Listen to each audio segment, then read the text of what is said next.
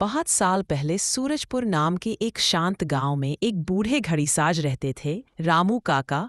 उनकी छोटी सी दुकान में हर तरह की घड़ियां थीं, बड़ी, छोटी, दीवार पर लटकने वाली और यहाँ तक कि बोलने वाली भी। लेकिन उन सब में एक घड़ी सबसे अलग थी, पुरानी लकड़ी की बड़ी घड़ी जो कभी नहीं जलती थी।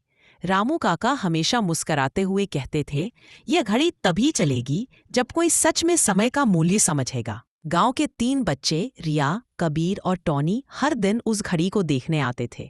उन्हें वह घड़ी रहस्यमय लगती थी। एक दिन जब वे दुकान के बाहर खेल रहे थे, उन्होंने देखा घड़ी की सुई अपने आप हिल रही थी।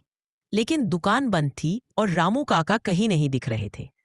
तीनों बच्चे धीरे धीरे दुकान में दाखिल हुए। अंधेरे कमरे में घड़ी से नीली रोशनी निकल रही थी। टॉनी घबराकर बोला, ये तो जादू लग रहा है। रिया ने घड़ी के नीचे कुछ अजीब सा देखा, एक चाबी का निशान। कबीर ने ध्यान से देखा और कहा, शायद यही इसे चालू करने की चाबी होगी।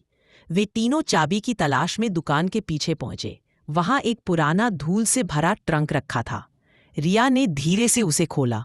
अंदर एक चमकती हुई चाबी थी जिस पर लिखा था, टाइम ओपन्स द ट्रूथ, यानी समय सच्चाई को खोलता है। रिया ने चाबी उठाई और धीरे धीरे घड़ी में लगाई। अचानक पूरा कमरा चमक उठा। घड़ी की सुइयां तेजी से घूमने लगी और फिर एक गहरी आवाज आई, समय कभी रुकता नहीं, लेकिन जो उसे समझे वही आगे बढ़ता है। घड़ी के बीच से एक जादुई रोशनी का गोला निकला और उसमें रामू काका की आवाज गूंजी, बच्चों, तुमने सच्चे मन से समय का मूल्य समझा। अब ये घड़ी हमेशा चलेगी। धीरे धीरे नीली रोशनी मिट गई और घड़ी फिर से टिक टिक करने लगी। सूरजपुर की हर घड़ी अपने आप चलने लगी। लोग खुश होकर कहने लगे, सूरजपुर का समय फिर से चल पड़ा।